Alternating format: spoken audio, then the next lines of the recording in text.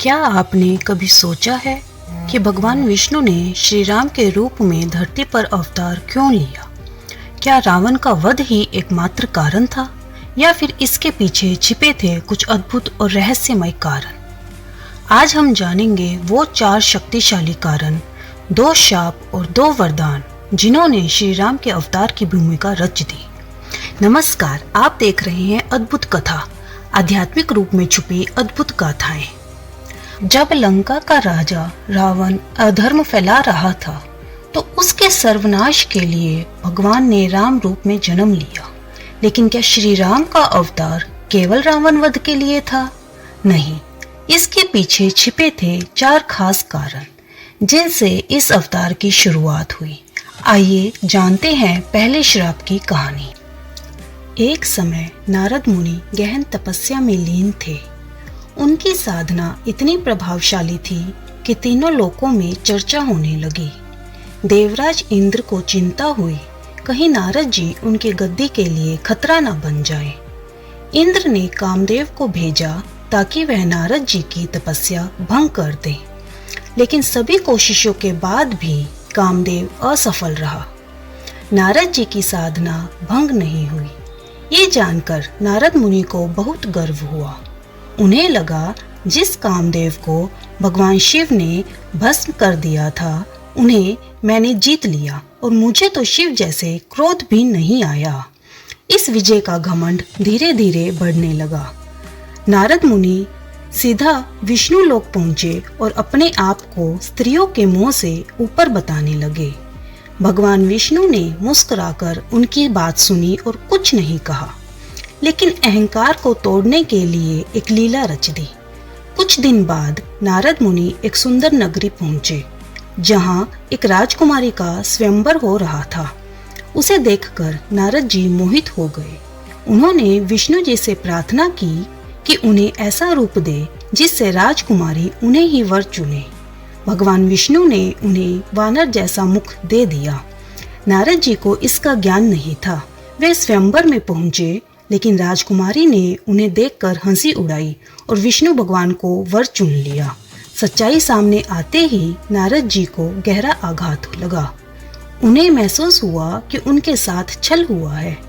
क्रोध में उन्होंने विष्णु जी को शाप दे दिया, जैसे तुमने मुझे पत्नी से वंचित किया है, वैसे ही जब तुम पृथ्वी पर जन्म लोगे तो तुम्हें भी पत्नी वियोग का दुख झेलना पड़ेगा, और जिन वानरों का रूप तुमने मुझे दिया वही तुम्हारे सबसे बड़े सहायक बनेंगे। यही शाप राम अवतार में पूर्ण हुआ। जब रावण ने माता सीता का हरण किया, श्री राम को वियोग सहना पड़ा और वानर सेना ने राम की सबसे बड़ी शक्ति बनकर कार्य किया। नारद जी का यह शाप केवल क्रोध नहीं था, बल्कि ईश्वर की लीला का एक गहरा सूत्र था जिसने राम कथा की नींव रखी। अब जानते हैं दूसरा श्राप। ये कहानी वैष्णव लोक की सबसे गूढ़ कहानियों में से एक है। जब भगवान विष्णु के द्वारपाल जय और विजय अपने एक कर्म के कारण खुद ही ईश्वर के अवतार का कारण बन जाते हैं। एक दिन ब्रह्मा के मानस पुत्र सनकादि मुनि, जिन्हें 4 कुमारों के रूप में भी जाना जाता है, बैकुंठ लोक भगवान विष्णु के दर्शन के लिए पहुंचे। वे ज्ञानी, तपस्वी और निर्लिप्त ब्रह्म ज्ञानी थे, जिनका मन सदा ईश्वर में स्थित रहता था। लेकिन जब वे द्वार पर पहुंचे तो जय और विजय ने उन्हें भीतर जाने से रोक दिया। उनका तर्क था, भगवान अभी विश्राम में हैं।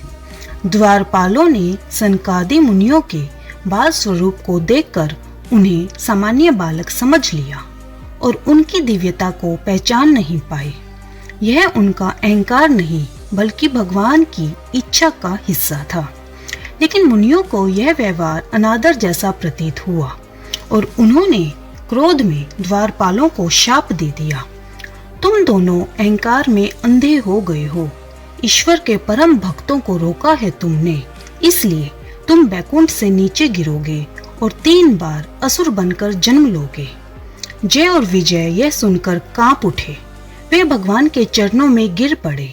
भगवान विष्णु स्वयं प्रकट हुए और उन्होंने मुनियों के शाप को स्वीकार किया।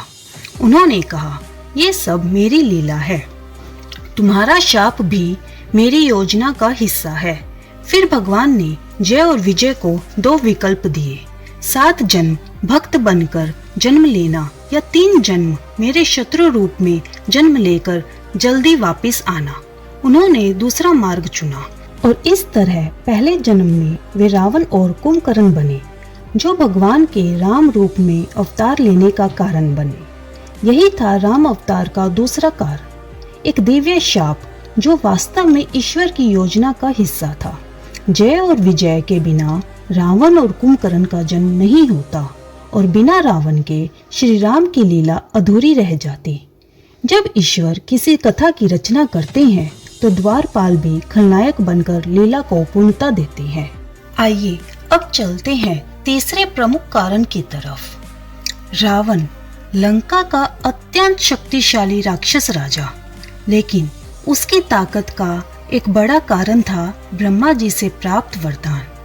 एक समय रावण ने घोर तपस्या की। हजारों वर्षों तक उसने अपने एक एक सिर को यज्ञ में आहुति दी, यहाँ तक कि वह 10 सिर अर्पित कर चुका था। उसकी यह भीषण तपस्या ब्रह्मा जी को प्रसन्न कर गई। जब ब्रह्मा जी प्रकट हुए और वर मांगने को कहा तो रावण ने अमरता मांगी, लेकिन ब्रह्मा जी ने उसे यह कहकर मना कर दिया कि सृष्टि में कोई भी अमर नहीं है, यहाँ तक कि मैं भी नहीं। तब रावण ने एक और युक्ति अपनाई। उसने कहा, तुम मुझे देव, दैत्य, नाग, गंधर्व, यक्ष, राक्षस किसी से भी मृत्यु ना हो। रावण ने जानबूझकर मानव और वानर का नाम नहीं लिया, क्योंकि उसे लगा वे तुच्छ प्राणी हैं। वह सोच भी नहीं सकता था कि उसकी मृत्यु उन्हीं से होगी। ब्रह्मा जी ने यह वरदान दे दिया और यही वरदान आगे चलकर रावण का अभिमान बन गया।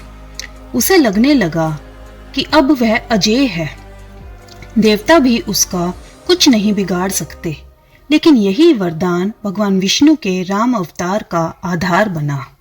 रावण को हराने के लिए भगवान को मनुष्य रूप में आना पड़ा, क्योंकि यही वह एकमात्र योनि थी जिससे रावण की मृत्यु संभव थी। जब अहंकार ये सोचता है कि कोई नहीं हरा सकता, तो ईश्वर वही रूप लेकर आता है जिसे सबसे कमजोर समझा गया था। आइए जानते हैं चौथे वरदान की कथा। प्राचीन काल में स्वयंभू मनु और उनकी पत्नी शत्रुपा निश्चल भक्ति के साथ भगवान विष्णु की कठोर तपस्या कर रहे थे।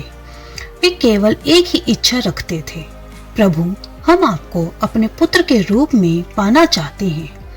हजारों वर्षों तक उन्होंने ध्यान और तप किया। अंततः भगवान विष्णु प्रकट हुए। उनकी भक्ति से प्रसन्न होकर उन्होंने कहा, तुम दोनों को मेरा वरदान है, मैं स्वयं तुम्हारे पुत्र के रूप में अवतार लूंगा। समय बीता। मनु और शत्रुपा ने इक्ष्वाकु वंश में राजा दशरथ और रानी कौशल्या के रूप में जन्म लिया और भगवान विष्णु ने अपना वचन निभाया। उन्होंने राम के रूप में उनके पुत्र बनकर जन्म लिया। मनु शत्रुपा की तपस्या और वरदान ही राम अवतार के पीछे की सबसे आध्यात्मिक और मूल भावना थी कि ईश्वर केवल अधर्म नाश के लिए नहीं आते, बल्कि अपने भक्तों की शुद्ध प्रार्थनाओं को भी पूरा करने आते हैं। जब भक्त पुकारता है तो भगवान आते हैं, और जब चारों ओर अधर्म छा जाता है तो वो राम बनकर जन्म लेते हैं। इस प्रकार नारद मुनि और जय विजय का शाप, रावण को और मनु शत्रुपा को मिले वरदान ने ही हमें मर्यादा पुरुषोत्तम राम से अवगत कराया है। बोलो जय श्री राम। अगर आपको हमारी यह वीडियो अच्छी लगी तो वीडियो को लाइक, कमेंट और शेयर करना मत भूलना। ऐसे ही और अद्भुत वीडियोस के लिए चैनल को सब्सक्राइब करें। धन्यवाद।